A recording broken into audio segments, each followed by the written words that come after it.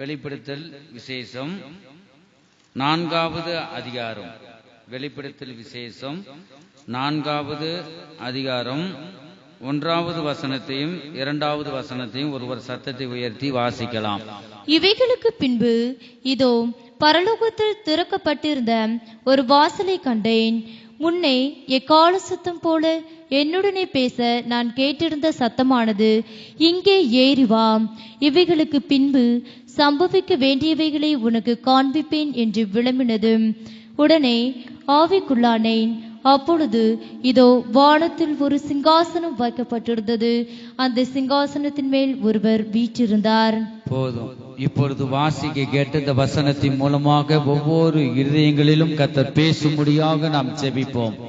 எங்கள் அன்பின் இயேசுவே, நாங்கள் உம்மை துதிக்கிறோம், ஸ்தோத்தரிக்கிறோம். இப்பொழுது வாசிக்க கேட்ட நம்முடைய வார்த்தையின் மூலமாக எங்கள் ஒவ்வொரு இருதயங்களிலும் நீங்க பேசும்படியாக ஜெபிக்கிறோம். அடியனை மறைத்து நீங்க வெளிப்படுவீராக. ஆண்டவரே ஸ்தோத்திரம். வேதத்தில் உள்ள அதிசயங்களை நான் பார்க்கும்படி என் கண்களை திறந்தருளும் என்று தாவீது ராஜா சொன்னது போல இப்பொழுது வாசிக்க கேட்ட முடிய வார்த்தையின் மூலமாய் ஆண்டவரே அடியனை மறைத்து நீங்க வெளிப்படுங்க, நீங்க பேசுங்க, நாங்கள் கேட்கிறோம். துதி கன மகிமை எல்லாம் உமக்கே செலுத்துகிறோம். இயேசு கிறிஸ்துவின் நாமத்தில் பிதாவே, ஆமென். ஹல்லேலூயா.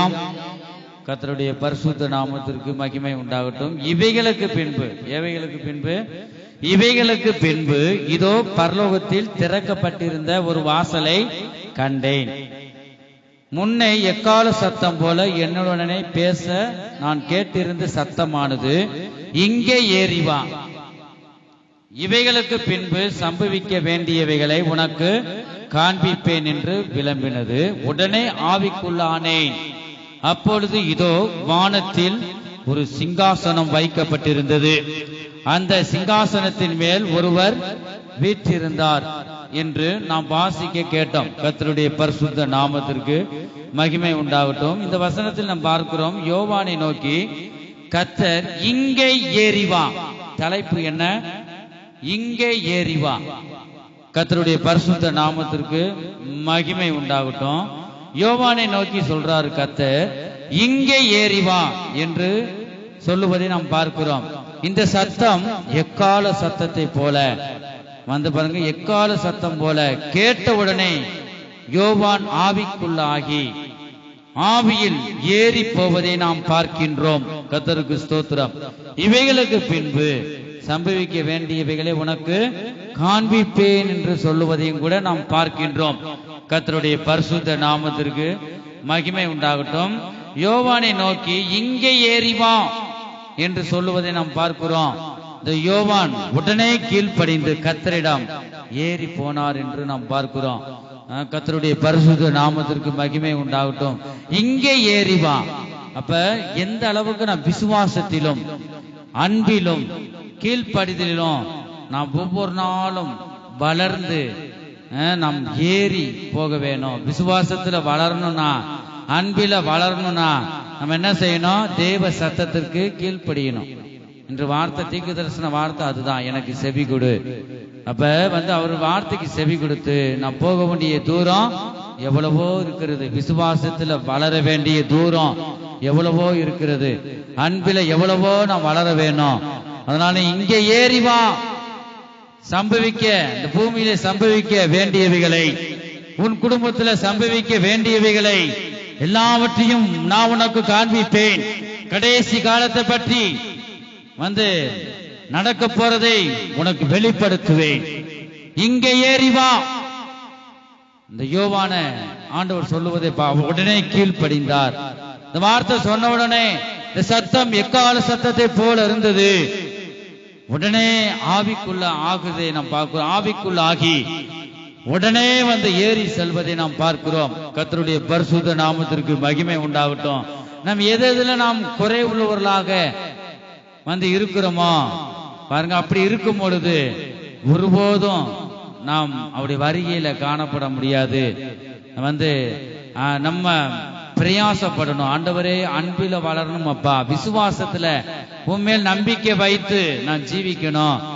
ஒவ்வொரு ஆவிக்குரிய ஜீவியத்துல ஆவியின் கனிகள் 9 வித ஆவியின் கனிகள், அன்பு, சந்தோஷம், சமாதானம், கடைசி இச்சை அடக்கம், 9 வித ஆவியின் கனிகளை நான் நிறைந்து காணப்பட நாம் வளர வேண்டும் என்றால் ஆண்டவர் நம்மளை கூப்பிடுகிறார், மகனே மகளே இங்கே ஏறி வா.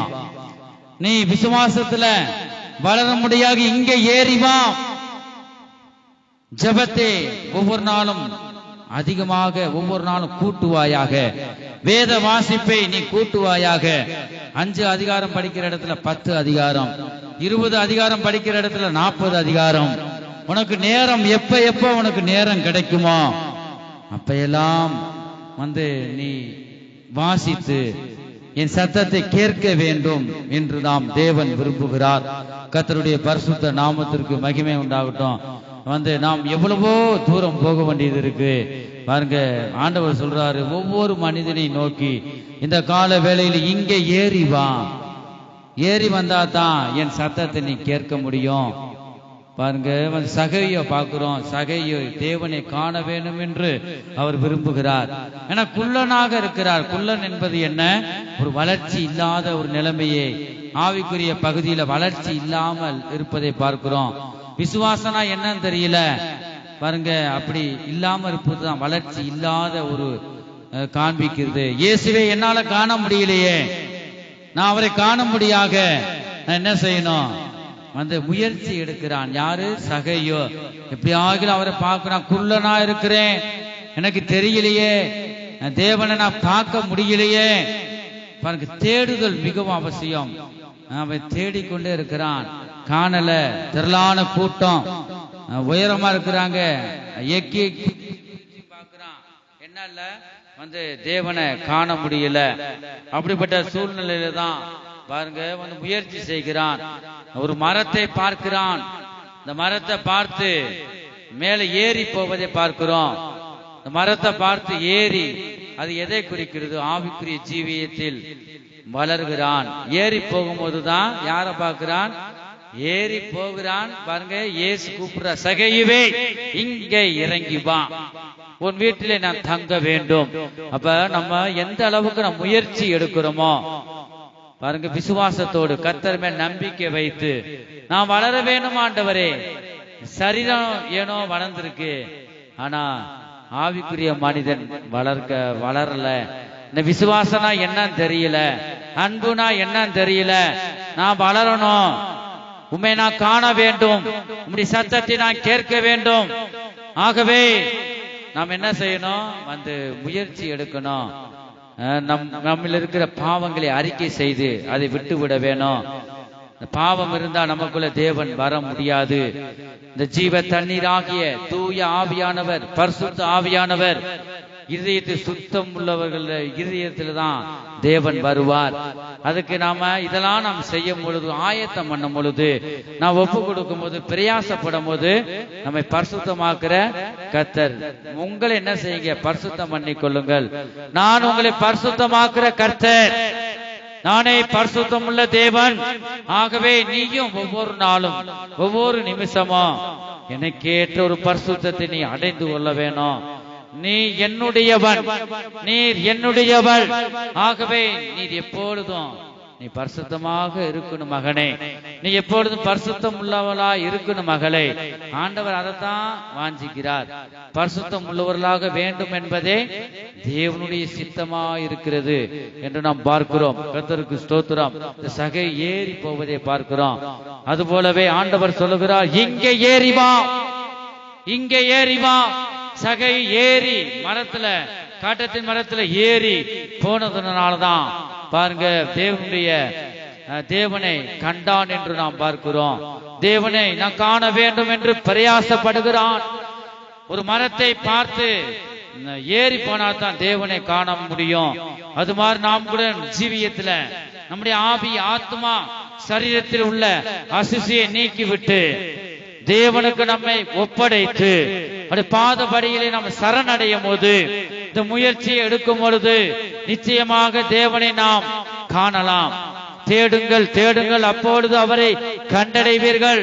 தட்டுங்கள், தட்டுங்கள், அப்பொழுது உங்களுக்கு திறக்கப்படும். பாருங்க, அப்ப அந்த தேவனை எத்தனை பேர் நாம் நோக்கி பார்த்து கொண்டிருக்கிறோம்.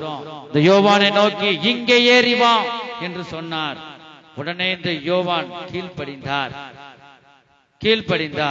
பாருங்க, இந்த யோவான் விசுவாசத்திலும் தேவனுடைய அன்பிலும் நல்ல ஒரு பரிசுத்தத்திலும் வளர்ச்சி அடைந்தவராய் இருந்தார். அதுபோலவே நாம் விசுவாசத்திலும் படிப்படியாக ஏற வேண்டும். தேவ அன்பில் படிப்படியாக ஏற வேண்டும். பரிசுத்தத்தில் படிப்படியாக ஏற வேண்டும். ஒரு நிலையான நிலை உள்ளவர்களாய் நாம் காணப்பட வேண்டும். வேதமும் ஜெபமும் நமக்குள் இருந்தால் நம் குடும்பத்தில் சம்பவிக்க வேண்டியவைகளை நமக்கு வெளிப்படுத்துவார். அவருக்குள் நாம் நிலைத்திருந்தால் மாத்திரமே நமக்கு சம்பவிக்க வேண்டியவைகளை நமக்கு அவர் வெளிப்படுத்த அவர் வல்லமை உள்ள தேவனாய், அவர் உண்மையுள்ள தேவனாக இருக்கிறார். கர்த்தருக்கு ஸ்தோத்திரம். இந்த அப்போஸ்தலராகிய யோவானுக்கு இந்த பெரிய ஒரு தரிசனத்தை காணும் சிலாக்கியத்தை அவர் அடைந்தார். பரலோகத்திலே திறக்கப்பட்ட ஒரு வாசலை காண்கிறார்.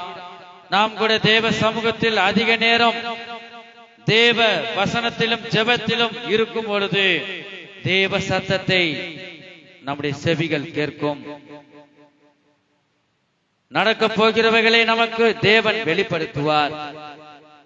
தேவனை நாம் தரிசிக்க முக்கியம் ஒரு பரிசுத்தம், சுத்தமும் மிகவும் நம் உள்ளத்துல மிகவும் அவசியம்.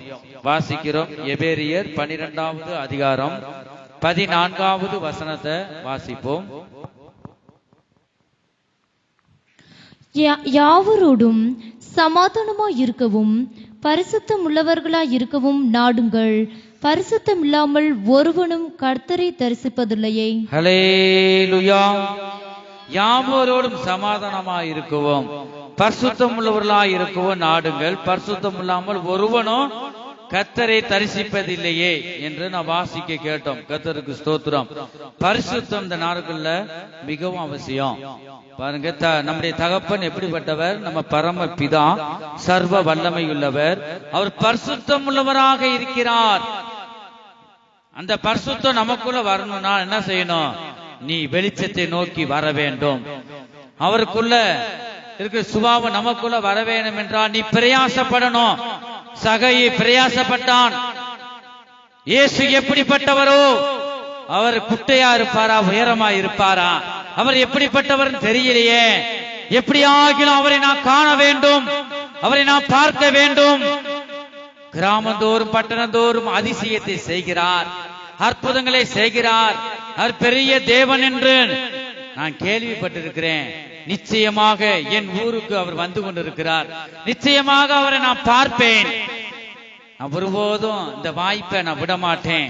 அப்படிப்படி ஒரு லட்சியத்தோடு, அவர் மேல் நம்பிக்கையோடு அவரை காண்பதற்கு என்ன என் ஜீவியத்தில் குறை? ஆண்டவர் எப்படியாக பார்க்கணும். நான் எதை எதை விடணுமோ அதையெல்லாம் உண்மை காணும்படியாக நான் என்னை அர்ப்பணிக்கிறேன். உமக்கு பிரியமில்லாத காரியம் எது இருந்தாலும் அதை நான் விட்டுவிட இப்பொழுது நான் தயாரா இருக்கிறேன். எப்படியாகிலும் காண வேண்டும். இயேசு எப்படிப்பட்டவரோ நான் பார்க்க வேண்டும் என்று ஆசையோடு அவ்வளவு தீவிரமாக பாருங்க. பெரிய கோடீஸ்வரன் சகையோ வெக்கத்தை விட்டு ஓடி போவதை பார்க்கிறோம். இயேசுவை பார்க்கணுமே, இந்த வாய்ப்பை நான் விட மாட்டேன். பாருங்க, காட்டத்தின் மரத்துல ஏறி போகும் பொழுது விசுவாசத்திலும் அன்பிலும் உயரும் பொழுது வந்து ஆண்டவர் தென்படுகிறார்.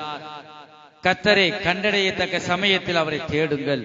அவர் சமீபமாய் இருக்கையில் அவரை நோக்கி கூப்பிடுங்கள். நம் இருதயமாகிய இந்த அருகிலே நின்று அவர் இருதயமாகி இந்த வாசப்படியை நின்று தட்டி கொண்டிருக்கிறார். ஒரு சத்தத்தை ஒருவன் கேட்டு பாருங்க, இருதயத்தை திறந்தால், இருதயமாகிய இந்த கதவை திறந்தால் உள் பிரவேசித்து உன்னை ஆசீர்வதிப்பார். அவரை விடுவிக்கிற தேவனாய் இருக்கிறார். இந்த பிரயாசம், இந்த வாஞ்சை இந்த சகைக்கு இருந்தபடியினால வந்து ஆண்டவரே என்ன செய்தார்?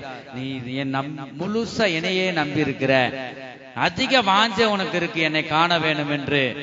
ஆனபடினா உனக்கு எல்லாம் இருக்கு, பணம், வீடு, எந்ததுக்கும் குறையில்லை. ஆனா சமாதானம் இல்லை உன் குடும்பத்துல. ஏதோ ஒரு குறைவு உன் இருதயத்துல காணப்படுது. எல்லாமே இருக்கு, ஆனா ஏதோ ஒரு குறை காணப்படுது. எப்படி ஆகிலும் அவரை நான் காணணும், எனக்கு பணம் காசு இருக்கு, ஒரு அதிசயத்தை அற்புதத்தை என்னால செய்ய முடியல, அவள இருந்து என்ன பிரயோஜனம்? அவர் பாருங்க இந்த அற்புதம் செய்யறாரு, அது மட்டும் எனக்கு என்ன இல்ல, சகலமும் இருக்கு, ஆனா இது மட்டும் எனக்கு இல்ல, அற்புதம் செய்யற சக்தி இல்ல, இந்த வரங்கள் இல்ல, அவர் எப்படிப்பட்டவர்னு தெரியலையே, காண வேணும் என்று பிரயாசப்பட்டான். பாருங்க, நமக்குள்ள அவனுக்குள்ள இல்லாதத பெற்றுக்கொள்ள வேண்டும் என்று வாஞ்சிக்கிறான். சகைவே, நீ சீக்கிரமா இறங்கி வா, உன் வீட்டுல நான் தங்க வேண்டும், நீ ஆவிக்குரிய ஜீவியத்துல அதே யோவானை நோக்கி இங்கே ஏறி வா, நீ விசுவாசத்திலும் அன்பிலும் நடக்க போகிற காரியங்களை நீ காணும்படியாகவே நீ ஏறி வர வேண்டியது மிகவும் அவசியம். நீ கீழே இருந்தால் உன்னால காண முடியாது, நீ மலையை நோக்கி ஏறி வா.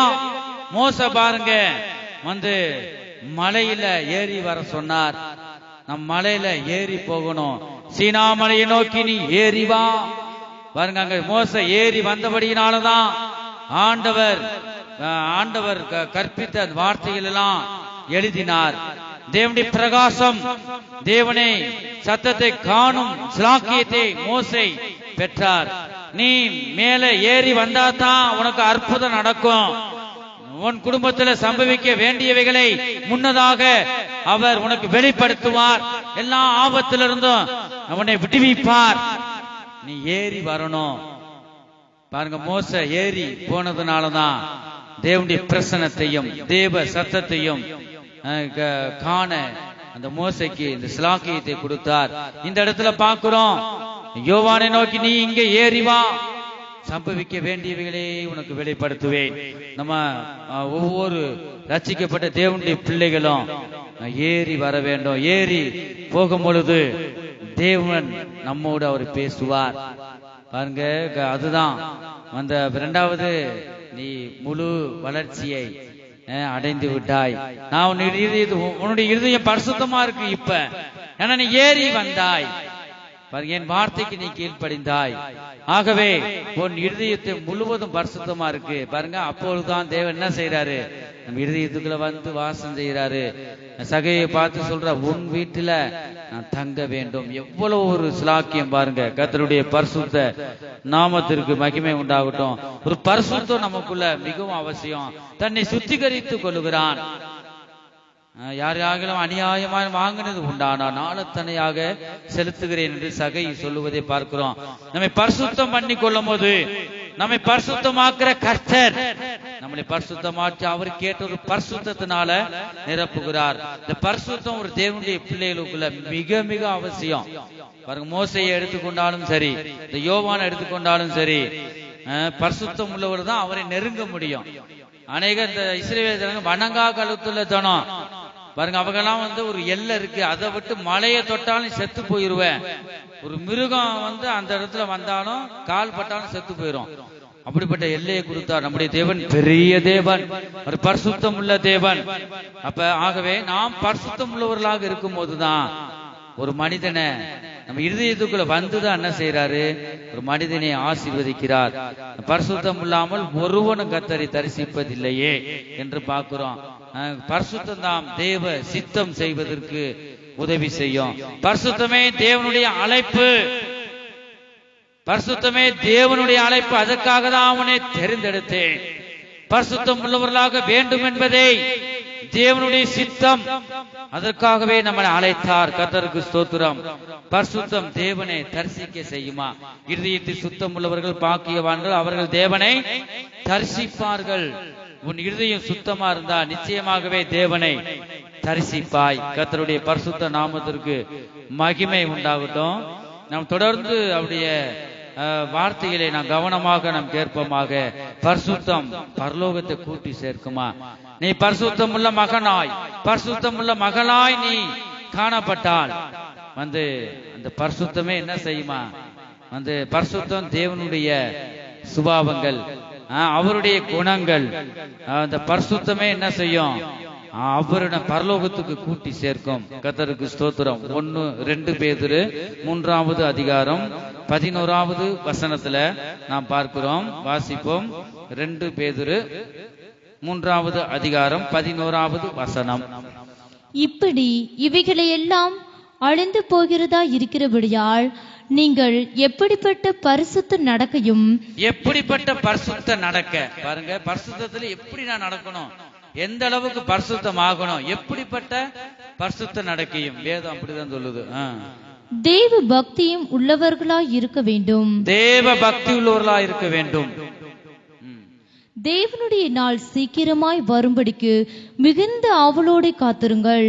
அந்த நாளில் வானங்கள் வெந்து அழிந்து பூதங்கள் எரிந்து உருகி போகும். நீ பார்க்கிற இந்த வானம் பூமியும் அழிந்து போய்விடும். மகனே மகளே, நீ 6 நாளும் வேலை செய்யற, 7வது நான் என்ன செய்ய, ஏன்னா என்னுடைய நாள் பரிசுத்தமுள்ள நாள், நீ பரிசுத்தமாக ஆசரிப்பாயாக.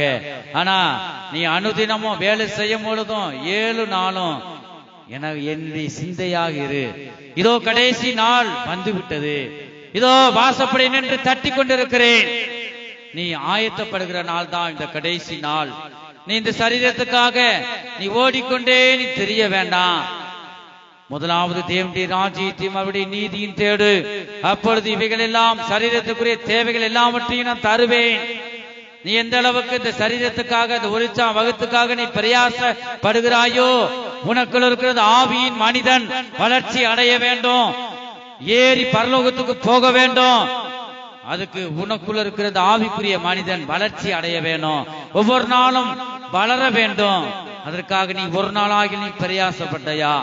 பிரயாசப்பட்டு இந்த வாஞ்சை இருக்கும் போது நீ நிச்சயம் அவரை நீ காண்பாய்.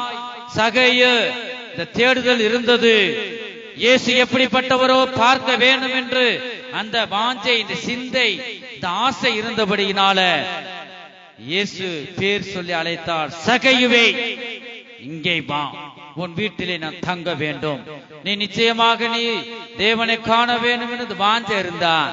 பேர் சொல்லி உன்னை அழைப்பார். கர்த்தருடைய பரிசுத்த நாமத்திற்கு மகிமை உண்டாகட்டும். இந்த கடைசி நாட்கள் நாம் வந்திருக்கிறோம். நம்ம நடக்கைகளை ஒரு பரிசுத்தம், எதுல நம்முடைய நடக்கைகளை என்ன செய்யணுமா, பரிசுத்தம். அதுக்கு அதிகாரம் இருக்கு, நேரம் இல்லாததுனால. அதே மாதிரி அடுத்து கண்களில பரிசுத்தம். நீ ஒருவர்கிட்ட பேசும்போது நல்ல எண்ணத்தோடு நீ பார்க்கிறையா, ஒரு இச்சையோடு நீ பார்த்து கொண்டு இருக்கிறாயா? யாரு கூட நீ பேசினாலும் நம்மளுடைய பெத்த பிள்ளை என்று நீ பார்த்து நல்ல ஒரு சிந்தையோடு நீ பேச வேண்டும். உன்னுடைய கண்கள் பரிசுத்தமாக இருக்கணும். உன்னுடைய வார்த்தை, பேசுகிற வார்த்தை பரிசுத்தமாக இருக்கணும். கெட்ட வார்த்தை நீ பேசுனா ஆண்டவர் வரமாட்டார். உன்னுடைய வார்த்தை பரிசுத்தமாக இருக்கணும். கர்த்தருக்கு ஸ்தோத்திரம். சிந்தை பரிசுத்தமாக இருக்கணும். உன்னுடைய சரீரம் அங்க இருக்கு, ஆனா சிந்தையெல்லாம் எங்க போகுது, அலம் மோதுது அங்கங்க. எப்படா கூட்டம் முடியுது இங்க போவோம். இது கடமைக்கு அல்ல, தேவன் நம்மோடு அவர் பேசுகிறார். பாருங்க, நம்ம என்ன செய்யணும், நம்முடைய சிந்தைய வேற பக்கம் விடக்கூடாது. அதான் வசனம் இருக்கு, ஆவி ஆத்மா சரீரம் முழுமையாக அவருக்கு ஒப்பு கொடுப்பது நீங்கள் எனக்கு செய்யத்தக்க புத்தியுள்ள ஆராதனை. அப்ப சரீரம் அங்க இருக்கு, ஆவி என்ன செய்யுது, ஆத்மாவும் வெளியில போகுது, ஆவி அலமோதுது அங்கங்க. அப்படி இருக்க கூடாதுன்னு சொல்றாரு. உங்களுடைய ஆவி ஆத்மா சரீரம் இந்த ஆலயத்துக்குள்ள இருக்கு, இருந்தாலும் நீ என்ன செய்யணும், என் வார்த்தைகளை நீ கேட்க வேணும். உன்னுடைய கண்கள் பரிசுத்தம், நீ பேசுற வார்த்தையில ஒரு பரிசுத்தம், சிந்தையில் பரிசுத்தம், கைகளில் பரிசுத்தம். நீ கொடுக்கிற ஏதாகிலும் ஒரு ஏழைகளுக்கு கொடுத்தாலும் பரிசுத்தமாக கொடு. ஏதாவது நீ வாங்கினாலும் என்ன செய்ய, அதனால வசனம் இருக்கு, வலது கை பரிசுத்தம் உள்ள கையை உயர்த்தி. உன்னுடைய கை பரிசுத்தமாக இருக்கணும். இந்த கை தேவன் கொடுத்த கரம். நம்ம கொடுக்கப்பட்ட ஒவ்வொரு உறுப்புகளும் பரிசுத்த ஆவியால் பரிசுத்தமாக்கப்படணும். பரிசுத்த ஆவியானவரால் பரிசுத்தமாக்கப்படணும். இப்ப நம்ம கரம் கூட என்ன செய்யணுமா, பரிசுத்தம். இருதயத்தில் ஒரு பரிசுத்தம், செவிகளில் ஒரு பரிசுத்தம், நாவில் ஒரு பரிசுத்தம், கைகளில் கால்களில் ஒரு பரிசுத்தம். உன்னுடைய கால் எங்கெங்க நிக்கணும், பரிசுத்தம் உள்ள ஸ்தலத்தில் நிக்கணும்.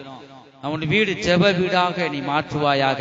நீ குடியிருக்கிற வீடு ஒரு ரூம்ப ஒதுக்கி அது ஜெப வீடாய் மாற்று. அந்த இடம் வீடு பரிசுத்தமாக இருக்கட்டும். உன்னுடைய வீட்டுக்குள்ள ஜெப சத்தம் வேத வார்த்தை தான் கேட்கணும். நீ பேசுற வார்த்தை உயிர்ப்பிக்கிற வார்த்தையாய் சமாதானத்துக்குரிய வார்த்தையாக தான் சத்தம் திணிக்கப்படணும். தேவனுக்கு பிரியமில்லாத வார்த்தை பேசவே கூடாது. நீ பேசினால் பரிசுத்தம் உள்ள தேவன் போய் விடுவார். ஆகவே நீ பரிசுத்தம் உள்ள வார்த்தையை பேசும்போது இதோ என் வார்த்தையை எங்கேயோ பேசிக் கொண்டிருக்கிறார்கள் என்ற அந்த வார்த்தை என்ன செய்யும்? அவர் வந்து விடுவார் நம் உள்ளத்துல. ஆகவே நம் வீடுகள் ஜெப சத்தம் வேத வாசிப்பு இந்த பரிசுத்தம் அப்படிதான் நாம் பேசணும். பாருங்க, நாவில் ஒரு பரிசுத்தம், கால்களில் ஒரு பரிசுத்தம், ஆவியில் ஒரு பரிசுத்தம். நம்முடைய கால்கள் எந்தெந்த இடத்துல நிக்குதோ அங்கதான் நிக்கணும். தேவனுக்கு பிரியமில்லாத இடத்துல நிக்க கூடாது. இந்த இடத்துல உடனே என்ன செய்யணும்? காலி பண்ணிடணும். அந்த தேவனுக்கு எதிரானவங்க, நம்ம ஜீவியத்தை கெடுக்கிறவங்க, பாருங்க, நம்ம ஜீவியத்தை கெடுத்து வேற வழியில கொண்டு போறவங்க, பொழுதுபோக்கு வந்து அது பொழுதுபோக்கு தானே சொல்லிட்டு ஒவ்வொரு விதத்துல கொண்டு போறது, அது மனுஷனுடைய வழியில நம்ம தள்ளிவிடும். பாருங்க, அப்ப நம்ம கால்கள் எந்த இடத்துல நிக்கிறது என்று நம்ம சிந்திக்கணும்.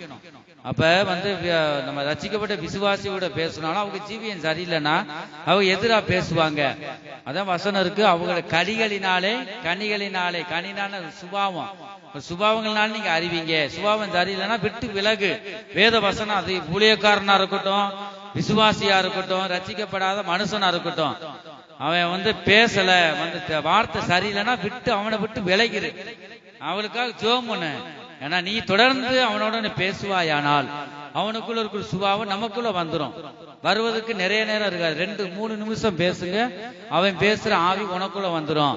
நீ நிக்கிற நீ மிதித்திருக்கிற கால், இந்த கால் பரிசுத்தம் உள்ள இடத்துல நிக்கணும். உடைய கால்களை நீ பரிசுத்தம் பண்ணிக்கொள், ஆவியில பரிசுத்தம் பண்ணிக்கொள். ஆத்மாவில் ஒரு பரிசுத்தம், சரீரத்தில் ஒரு பரிசுத்தம். இதெல்லாம் கேட்கும் போது இது முடியுமா? அதான் வசனம், இடுக்குமான வாசல். இதெல்லாம் நீ கடைபிடிச்சனா ஆண்ட உனக்குள்ள வந்துட்டாருன்னா அவனுக்கு ரேசா இருக்கும். அவ்வளவு சொல்லப்பட்டது ரேசான காரியம் இதெல்லாம். பாருங்க, நீ பிரயாசப்படு ஆண்டவரை உண்மை போல மாறுவதற்கு. நீங்க உங்க கிருபையை தாங்க. அவர் கிருபை கொடுத்தா தான் மாற முடியும், நம்மளால மாற முடியாது. ஒண்ணு வாஞ்சிக்கணும். சகோதரி பாருங்க, வாஞ்சித்தான். அவர் எப்படிப்பட்டவரோ அவ்வளவுதான். பாருங்க, முயற்சி எடுத்தான், ஆனா வந்து ஆண்டவர் தென்பட்டார், பேர் சொல்லி அழைத்தார். அது மாதிரி நம்ம பிரயாசப்படணும். ஆண்டவரை என் ஆவியை பரிசுத்தமாக்குங்க, என் ஆத்மாவை பரிசுத்தமாக்குங்க, என் சரீரத்தை பரிசுத்தமாக்குங்க. அப்படி நான் கேட்கும் போது என்ன செய்யறாரு? அவர் பரிசுத்தமாக்குறார். உங்களை பரிசுத்தம் பண்ணிக்கொள்ளுங்கள். பாருங்க, வந்து நான் உங்களை பரிசுத்தமாக்குற கர்த்தர். இப்ப நான் பரிசுத்தர் ஆகையால் உங்கள் நடக்கைகள் எல்லாவற்றிலும் பரிசுத்தராய் இருங்கள். ஒப்பு கொடுப்பதும் கொஞ்சம் கடினமா இருக்கும், ஆனா நீங்க கேட்டீங்கன்னா ஆண்டவர் தருவார். கேளுங்கள், அப்பொழுது உங்களுக்கு கொடுக்கப்படும். இப்ப நீங்க கேட்டீங்கன்னா வந்து ஒரு பரிசுத்தத்தினால உங்களை நிரப்புவார். இது வந்து கேட்கும் போது கடினமா இருக்கும். அவ்வளவு அப்பா இதெல்லாம் கடைபிடிச்சாதான் பரலோகமா? நிறைய பேர் விலகி போயிருவாங்க. அப்ப ஒரு சிலர் போராடி கேட்பாங்க, ஆண்டவரே தாங்க, இந்த வாஞ்சியை கேட்டுதான் அவர் பரிசுத்தத்தினால் நிரப்புவாரு. பரிசுத்தம் நமக்குள்ள வந்துட்டா எல்லாம் ஈஸியா இருக்கும். இப்ப 1 மணி நேரம் தேவ சமூகத்துல இருந்தா கடினமா இருக்கும், வேத வாசிக்க கடினமா இருக்கும். ஆனா அந்த பரிசுத்தம் உனக்குள்ள வந்துட்டா அது லேசாக இருக்கும். இது லேசான காரியம். நம்ம அதிக மேல் பரிசுத்தத்தின் மேல் பரிசுத்தம் நாம் அடைவோம். கர்த்தருக்கு ஸ்தோத்திரம். நாம் முழுமையான ஒரு பரிசுத்தம் அடைய நாம் வந்து என்ன செய்ய வேண்டும்? தேவனுடைய ஒளியிலே நாம் என்ன செய்ய வேண்டும்? நடக்க வேண்டும். இயேசுவின் இரத்தம் சகல பாவங்களையும் நீக்கி நம்மை சுத்திகரிக்கும். இயேசுவின் இரத்தம் நம்முடைய பாவங்களை கழுவி சுத்திகரிக்கும் போது நாம் பரிசுத்தம் ஆகிறோம். தேவனுடைய சத்திய வார்த்தைகள் நம்மை பரிசுத்தப்படுத்தும். உம்முடைய சத்தியத்தினாலே அவர்களை பரிசுத்தமாக்கும். உம்முடைய வசனமே சத்தியம். நித்தமும் பாருங்க, தேவ ஆவியினால் நிரப்பப்பட வேண்டும். பரிசுத்தவான்களின் ஐக்கியம் வைக்கும் போது அது மூலமாக வந்து ஒரு பரிசுத்தம் அடைகிறோம். தேவன் பாருங்க, மேலும் அவர்கள் வசனத்தின் மேலும் நம்பிக்கை வைக்கும் போது, முதலாவது தேவன் மேலும் அவர் வசனத்தின் மேலும் நம்பிக்கை வைத்து விசுவாசம் வைத்து ஜீவிக்கும் போது முழுமையான ஒரு பரிசுத்தம் அடைகிறோம். கர்த்தருக்கு ஸ்தோத்திரம். அப்போது தேவனை கூட என்ன செய்யலாம்? நாம் தரிசிக்கலாம். நம்முடைய இருதயமெல்லாம் பரிசுத்தமாகிறது. கர்த்தருக்கு ஸ்தோத்திரம். இருதயத்தில் சுத்தம் உள்ளவர்கள் பாக்கியவான்கள், அவர்கள் தேவனை தரிசிப்பார்கள். மத்தேயு சுவிசேஷம் 5வது அதிகாரம் 8வது இருதயம் சுத்தம் உள்ளவர்களாக இருக்கும்போது அந்த தேவாதி தேவன் நம்ம பல நாள் அவரை காண வேண்டும் என்று நான் வாஞ்சிருப்போம். என் மகனே என் மகளே, நீ வாஞ்சிக்கிறது நல்லதுதான். ஆனா உனக்குள்ள நான் வரக்கூடாதபடி குப்பைகள் எவ்வளவோ இருக்கிறதே. இது இருக்குமானால் நான் வர முடியாதே. அதை நீ அறிக்கை செய்து, உனக்கு கடினம் அல்ல, ஒவ்வொரு பாவங்களாய் நீ அறிக்கை செய்து நான் உணர்த்துகிற பாவங்களை அறிக்கை செய்து நீ அதை விட்டு விட்டால் பாவங்கள் சகல பாவங்களை நீக்கி என் ரத்தம் சுத்திகரிக்கும். நான் உண்மையுள்ள தேவன், நான் பரிசுத்தம் உள்ள தேவன்.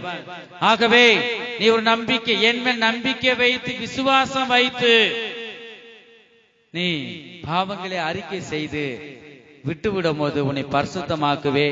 நீ எவ்வளவோ உயரம் ஏறி வர வேண்டியது இருக்கிற மகனே, மகனே, எவ்வளவோ தூரம் ஏறி வர வேண்டும். நீ இங்கே ஏறி வா. அவருடைய சத்தம் ஒவ்வொரு செவிகளிலும் இந்த வேளையில கேட்டுக்கொண்டு இருக்கிறது. அவர் பேசிக் கொண்டிருக்கிறார். கர்த்தருடைய பரிசுத்த நாமத்திற்கு மகிமை உண்டாகட்டும். நாம் பரிசுத்தத்தில் ஏறி வர வேண்டும். யோவானை நோக்கி கர்த்தர் சொன்னார், இங்கே ஏறி வா என்று சொல்லுகிறார். எங்கெங்கயோ வந்து பாருங்க, வந்து மலைக்கு ஏறி போறாங்க. போல படிக்கட்டு ஏறுனா எனக்கு சுகம் கிடைக்கும் அறியாம இந்த ஜனங்க ஏறி போகிறாங்க. ஆண்டவன் இந்த கால வேளையில் தேவன் நம்மோடு பேசுகிற வார்த்தை, நீ என்னை காணும்படியாய் நீ விசுவாசத்திலும் அன்பிலும் ஆவிக்குரிய மனுஷன் வளர்ச்சி அடைய முடியாக நான் உனக்கு சொன்ன கட்டளைகளை கை கொண்டு வந்து நீ இதுல நீ வளர்ச்சி அடையணும். இதுல நீ ஏறி வர முடியாய். பாருங்க, ஒவ்வொரு நாளும் நீ வளர முடியாகவே நீ ஏறி வரணும். ஆலயத்தை நோக்கி நீ வரணும். இங்கே ஏறி வா என்ற கால வேளையில் அவர் பேசுகிறார். கர்த்தருடைய பரிசுத்த நாமத்திற்கு மகிமை உண்டாகட்டும். யோவானுக்குள் பூர்ண ஒரு பரிசுத்தம் இருந்தது. நாமும் கூட ஒவ்வொருவரும் பூர்ண பரிசுத்தம் அடைய நாம் பிரயாசப்பட வேண்டும். 2 கொரிந்தியர் 7வது அதிகாரம் 1வது வசனத்தை நாம் பார்க்கிறோம்.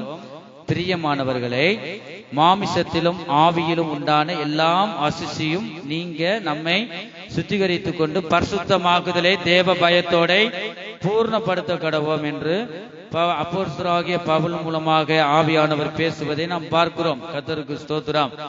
நாம் இருதயம் எப்படிப்பட்டதாக இருக்கிறது பாருங்க. இந்த திருவசனத்தின் மூலமாக நம்மை ஆராய்ந்து பார்ப்போமாக. கர்த்தர் நமக்குள் எதிர்பார்க்கிற ஒரே முக்கியமான காரியம் பரிசுத்தம். நீ எப்படிப்பட்டவனாக நீ இருக்கலாம்.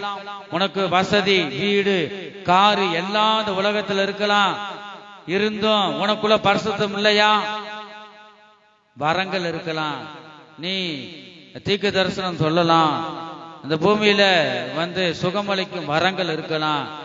எல்லாம் நீ கேட்கும் போது நான் தந்தேன், நீ கேட்கும் போது தந்தேன். அப்ப நீ பரிசுத்தமா இருந்த, நான் தந்தேன். உன்னுடைய ஜீவியம் இப்பொழுது எந்த நிலைமையில இருக்கிறது அதை நீ சற்று நேரம் சிந்தித்து பார்ப்பாயாக.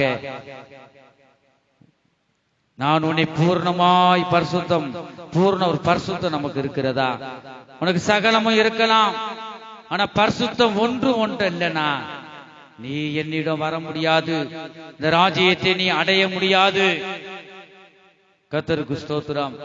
இந்த இடத்துல நம்ம இந்த வசனத்துல அதான் பார்க்கிறோம். பூர்ண ஒரு பரிசுத்தம் நமக்கு வேண்டும். கர்த்தர் அதைத்தான் நம் ஜீவியத்தில் எதிர்பார்த்து கொண்டிருக்கிறார். தேவன் பரிசுத்தம் உள்ளவராய் இருக்கிறபடியினால் நாமும் பரிசுத்தமாய் ஜீவிக்க வேண்டும் என்று அவர் விரும்புகிறார். பரலோக ராஜ்யத்தில் பிரவேசிக்க பரிசுத்தம் மிக மிக அவசியம். பரிசுத்தம் எப்படி முழுமையாக ஆக முடியும்? தேவன் பார்வையில் நாம் காணப்பட வேணும். தேவனுடைய பார்வையை விட்டு சற்றாவது நீ விலகி போக கூடாது. தேவனுடைய பார்வையில நீ இருக்கும்போது நீ பரிசுத்தம் அடைவாய். அவருக்குள் நாம் இருக்கும்போது நாம் முழுமையாக பரிசுத்தமாகிறோம். பவுல் பரிசுத்தமாகுதலை தேவ பயத்தோடு பூர்ணமாக்க கடவோம் என்று சொல்லுவதை நாம் பார்க்கிறோம். பரிசுத்தமாகுதலின் ஒரு பூரணம் உண்டு. அந்த பூரணத்தை நோக்கி நாம் செல்ல வேண்டும். காலங்கள் வேகமாக செல்லுகிறது. இனி காலம் இல்லை. இனி பாருங்க, இன்றே இரட்சணிய நாள், இன்றே கிருபையின் காலம். நம் தலைகளை இந்த நாட்களில் உயர்த்துவோமாக. இது கடைசி காலம். இன்றே மனம் திரும்புக்கு ஏற்ற கனிகளை நாம் கொடுப்போமாக. இயேசு கிறிஸ்து சீக்கிரம் வரப்போகிறார். அவரை சந்திக்க நாம் எத்தனை பேர் ஆயத்தமாக இருக்கிறோம்? நிலையான நகரம் நமக்கு இங்கே இல்லை. நிலையான அசையாத நகரம் பரலோகத்தில் இருக்கிறது. அதையே நோக்கி நாம் தொடருவோமாக. நாம் விசுவாசத்தில் வளருவோமாக. இந்த உலகத்தில் அநேக பிசாசு பாருங்க, அசுத்தமான சிந்தனைகளையும் அசுத்தமான வீடியோக்களையும் என்ன செய்கிறான்? செல்போன் மூலமாக, டிவி மூலமாக ஆத்மாக்களை கரப்படுத்துகிறான். இவைகள் எல்லாவற்றிலும் நாம் தப்பி இயேசுவை நோக்கி நாம் செல்ல வேண்டும். பிசாசு அங்கங்க கண்ணி வைத்திருப்பான். இந்த கண்ணி எல்லாவற்றையும் நாம் தப்பித்து போக வேணும். பாருங்க, ஒரு சிலர் இந்த கண்ணி இல்ல அகப்பட்டு கொள்வாங்க. இந்த இதெல்லாம் தப்பி போகணும். பிசாசுடைய தந்திரங்கள்லாம் தப்பி நாம் போகணும். நாம் ஒவ்வொரு நாளும் தேவ சமூகத்தில் அமர்ந்து நம்மை ஆராய்ந்து நாம் பார்க்க வேணும். ஒவ்வொரு நாளும் வளர்ச்சி அடைய வேணும். பாருங்க, போன வருஷத்துக்கு இந்த வருஷம் எந்த அளவுக்கு இருக்கு? ஆவிக்குரிய வரங்களை நாம் பெற்றிருக்கிறோமா? போன வருஷத்துக்கு இந்த வருஷம் ஒரு மாற்றம் பாருங்க. ஒரு காலையில நான் பேசிக்கொண்டு இருக்கும் போது சொன்னாங்க, கணவன் மனைவியை பற்றி நல்ல ஒரு சாட்சி சொன்னார். முதக்கி எவ்வளவோ பாருங்க ஒரு மாற்றத்தை நான் பார்த்திருக்கேன். ஞானஸ்தானம் எடுக்கிறதுக்கு முன்னாடி இந்த மாற்றம், ஞானஸ்தானம் எடுத்த பிறகு பாருங்க, அதுதான் மாற்றத்தை பார்த்து என்ன செய்வீங்க? உங்க கணவனை ஆதாயம் பண்ணி கொள்ளுவீங்க. அப்ப வசனம் இருக்கு. அப்ப நம்ம இந்த கடைசி காலத்தில் வந்திருக்கிறோம். ஒரு மாற்றத்தை இந்த நாட்கள்ல எதிர்பார்த்து கொண்டு இருக்கிறார். கர்த்தருக்கு ஸ்தோத்திரம். பிசாசு அதெல்லாம் கொண்டு வரும். நீங்க போய் பார்க்க வேண்டியதுல நல்லா கவனிங்க. அப்ப பொதிகை டிவின்னு இருக்கும் ஆரம்பத்துல. அது என்ன, அதுக்குன்னு ஒரு பஞ்சாயத்து ஒரு இது இடம் மேடை அமைச்சிருப்பாங்க. அங்கதான் என்ன செய்யணும்? எல்லாரும் வருவாங்க. ஆரம்பத்துல டிவி எல்லாம் எல்லாரும் வீடுகளும் கிடையாது. அப்படி இருந்தது. ரெண்டாவது என்ன செஞ்சது? வீட்டுக்கு டிவி வந்துச்சு. இப்ப என்ன செல்போன் கையில என்னென்ன சகலம் உலகத்தில் உள்ளதெல்லாம் எங்க பாத்துக்கலாம்? செல்போன்ல பாத்துக்கலாம். நீங்க எதை விரும்புகிறீங்களோ அத்தனை என்ன செய்யுது? செல்போன் மூலமா வருது. நீங்க எது பார்க்கணுமோ, அசுத்தமானதை பார்க்கணும்னா நீ தேடி போக வேணாம், உன் கையிலேயே கொடுத்துட்டேன். பிசாசு சொல்றான் பாருங்க. அந்த எல்லா வாலிபர்களையும் ஊழியர்களும் அநேகர் விழுந்து போயிருக்காங்க அசுத்தமான படங்களை பார்த்து. பாருங்க, அப்படி இருந்தா ஒருபோது என்ன செய்ய முடியாது? போக முடியாது. நீ நித்தமா ஆராதிக்கலாம். நீ என்ன செய்யலாம்? நீ தேவனுடைய ஊழியக்காரன்னு பேர் பெற்றிருக்கலாம். ஆனா சில காலம் நீ போகும்போது நீ பின்மாறி போயிட்ட, பிசாசின் சொல்ல கேட்டு போயிட்ட. நீ நல்லா பிரசங்கம் பண்ணலாம், நீ என்னை பின்பற்றேன் என்று நீ சொல்லலாம். ஆனா உன் இருதயத்தை நான் பார்க்கிறேன்.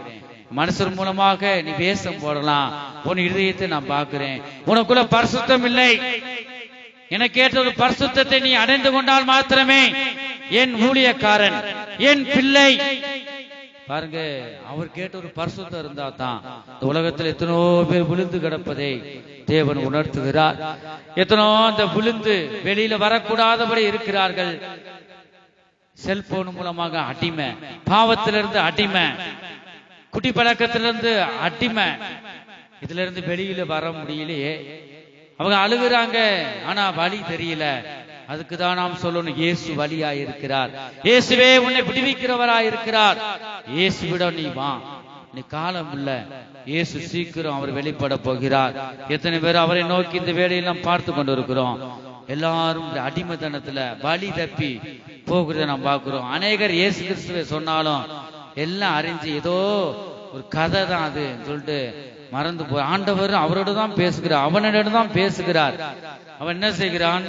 அதை அசட்டை பண்ணி பின்னாக எரிந்து போடுகிறான். அப்படி இருக்கும்போது பரிசுத்தம் இல்லைன்னா அவருடைய இன்னைக்கு வார்த்தை அதுதான், எனக்கு செவி கொடு. ஏதோ ஒருத்தருக்கு ஆண்டவர் பேசுறார், ஏதோ ஒருவருக்கு ஆண்டவர் பேசுகிறார். எனக்கு ஏற்ற நீ எனக்கு செவி கொடு, என் வார்த்தைக்கு நீ செவி கொடு. நான் உன்னை சொல்லிட்டேன், நான் நிச்சயம் உன்னை ஆசீர்வதிப்பேன். என் மேல் நம்பிக்கை இரு, நம்பிக்கையா இரு. நீ ஏறி வா, விசுவாசத்துல ஏறி வா. நீ மனுஷரை பார்க்காத, யாரையும் நீ பார்க்காத. பூமியில் இருக்கிறவர்களாம் பொறாமை உள்ளவர்கள். ஒருவன் நல்லா இருக்குன்னு நினைக்க மாட்டான். அவங்க மனுஷர்கள் மகளே, இவர்கள் மனுஷர்.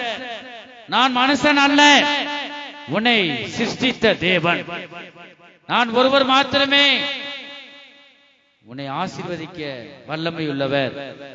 நானே சாந்த குணம் உள்ளவன், நானே அன்பு உள்ளவர், நானே நீடிய பொறுமை உள்ளவர். என்னை நீ பிடித்துக்கொள், இயேசு கிறிஸ்துவை நோக்கி பார், என்னை நீ கவனித்து பார், அந்த வழியில நீ செல்லுவாயாக. மனுஷரை நம்பி போகாத. மனுஷனுடைய வழி வந்து வேற பக்கம் எடுத்துக்கொண்டு போயிரும். மனுஷனுடைய வார்த்தையை கேட்காத. இப்பொழுது நான் உனக்கு சொல்ற வார்த்தையை கேள். நானே உன்னை கடைசி மட்டும் வழி நடத்துகிற தேவன், நானே உண்மையுள்ள தேவன், நானே உண்மையாக உம்மோடு உன் உள்ளத்துல பேசுகிற தேவன். ஆகவே நான் பரிசுத்தம் உள்ளவனாயிருக்கிறேன், பரிசுத்தம் உள்ளவராயிருக்கிறேன், நான் பரிசுத்தம் உள்ளவராயிருக்கிறேன். நீ பரிசுத்தம் உள்ளவனாய் பரிசுத்தம் உள்ளவளாய் காணப்பட நீ பிரயாசப்படு என்று இந்த கால வேளையில் அவர் பேசுகிறார். கர்த்தருக்கு ஸ்தோத்திரம். ஆராய்ந்து இந்த வேளையில் நாம் பார்ப்போமாக. கர்த்தருடைய பரிசுத்த நாமத்திற்கு மகிமை உண்டாகட்டும். நாம் குறைகள் எல்லாம் அசிசி எது எது இருக்கு, பொறாமையின் ஆவி இருக்கா, கோபம் இருக்கா, நம்ம ஆராய்ந்து பார்க்கணும். நம்ம சுத்திகரிக்கப்பட்டு அவரை போல மாற நாம் வாஞ்சிக்கணும். நான் உனக்கு சொன்னதை செய்யும் அளவும் உன்னை கைவிடுவதில்லை என்று ஆதியாகமம் 28வது அதிகாரம் 15வது வசனத்துல பார்க்கிறோம். நான் உனக்கு சொன்னதை செய்யும் அளவும் உன்னை கைவிட மாட்டேன், உன்னை விட்டு விலக மாட்டேன். கொஞ்சம் கூட உனக்கு சந்தேகம் வேண்டாம். இந்த வசனத்தை நீ பிடித்துக் கொள்வாயாக. ஆபிரகாம் வசனத்தை பிடித்துக் கொண்டவராக அவர் இருந்தார் என்று நாம் பார்க்கிறோம். கர்த்தருக்கு ஸ்தோத்திரம். ஆகவேதான் அந்த ஆபிரகாமை கர்த்தர் ஆசீர்வதித்தார். அவர் மேல் வைத்த விசுவாசம் எங்கே? ஆதியில் இருந்த அன்பு எங்கே? விசுவாசம் இருக்கிறதா? கர்த்தர் மேல் முழு நம்பிக்கையும் இருக்கிறதா? இல்லை என்றால் மனுஷர் மேல் நம்பிக்கை இருக்கிறதா? நீ என் மேல் மாத்திரம் நம்பிக்கை வைத்து ஜீவிப்பாயாக. அவர் மேல் வைத்த ஆதி அன்பு எங்கே? அவர் மேல் வைத்த நம்பிக்கை எங்கே? இந்த வேளையில இயேசு ராஜாவை நம் கண்கள் காணட்டும், அவருடைய சத்தத்தை நம் காதுகள் கேட்கட்டும். அந்த வேளையில ஒவ்வொருவரும் அவரை நோக்கி எத்தனை பேர் நாம் பார்க்கிறோம்? ஆண்டவரே உம்மை காண வேண்டும் அப்பா. ஆண்டவரே எத்தனை பேர் நாம் பார்க்கிறோம்? விசுவாசத்தை முழுமையாக அடைய இங்கே ஏறி வா என்று இந்த கால வேளையில் அவர் பேசுகிறார். ஆதியில் இருந்த அன்பை பெற்றுக்கொள்ள இங்கே ஏறி வா. எங்கெங்கயோ ஏறி போற, ஆனா உனக்கு சமாதானம் இல்ல, சந்தோஷம் இல்ல, உன்னுடைய வாழ்க்கை சமாதானம் இல்லாமல் போய்கொண்டிருக்கிறது. நீ எங்கே ஏறி வர வேண்டும் என்று நான் சொல்லுகிறேன். நீ எங்கதோ கேட்காதபடி எங்கெங்கேயோ ஏறி போகிறாய். அங்க ஒண்ணும் இல்ல, என் வல்லமையும் இல்ல. எந்த நீ ஏறி போய் வெறுமையாக நீ வருகிறாய். நீ இங்கே ஏறி வா, என் சத்தத்தை முழுமையாக கேள். என் அன்பிலும் என் விசுவாசத்தில் நீ வளரும்படியாக உயிருள்ள தேவன், பேசுகிற தேவன் என்னிடம் என் சத்தத்தை கேட்க முடியாக இங்கே என்னிடம் ஏறி வா. இந்த கால வேளையில் அதுதான் நம்மோடு அவர் பேசுகிறார். கர்த்தருடைய பரிசுத்த நாமத்திற்கு மகிமை உண்டாகட்டும். ஆவிக்குரிய 9 ஆவியின் கனிகளை நாம் பெற்றுக்கொண்டவர்களாய் நாம் காணப்பட வேணும். கர்த்தர் நம்மேல் இருக்கும் நம்பிக்கை பெருகட்டும். கர்த்தர் மேல் நமக்கு இருக்கும் நம்பிக்கை ஒவ்வொரு நாளும் பெருகட்டும். இயேசு கிறிஸ்து சீக்கிரம் 2வது முறையாக இந்த பூமிக்கு பரிசுத்தம் உள்ளவர்களை சேர்க்க முடியாய், பரிசுத்தம் உள்ளவர்களை சேர்க்க முடியாய், அவர் இரத்தத்தால் கழுவப்பட்ட ஜனங்களை சேர்க்க முடியாய். அவர் சீக்கிரம் வெளிப்பட போகிறார். எத்தனை பேர் அவரை சந்திக்க ஆயத்தமா இருக்கிறோம்? பாருங்க, ரட்சிப்பு நெருங்கி இருக்கிறது. உங்கள் தலைகளை உயர்த்துவோமாக. இயேசுவை மட்டும் நாம் பார்த்து நாம் என்ன செய்வோம்? ஓடுவோமாக. இயேசுவை மட்டும் நான் பார்ப்பேன், வேற யாரையும் நான் இந்த காதுல வாங்கி இந்த காதுல விட்டுருவேன். இயேசு ஒருவர் சொல்லுவதுதான் உண்மையான வார்த்தை. அவர் எனக்கு சொன்னதை மட்டும் நான் அந்த வார்த்தைக்கு செவி கொடுத்து நான் கீழ்ப்படிவேன் சொல்றவங்க 3 அல்லேலூயா போடுங்க. அல்லேலூயா, அல்லேலூயா, அல்லேலூயா. நீங்க எல்லாரும் உடன்படிக்கை பண்ணிருக்கீங்க பாருங்க. அது கேட்ட கிருபைகளை தருவாராக. கர்த்தருக்கு ஸ்தோத்திரம். அவர் தான் ஒரு மனிதன் மரித்து யாருமே உயிரோடு எந்திரிக்கல. இயேசு ஒருவரை உயிர் தெழுந்தார்.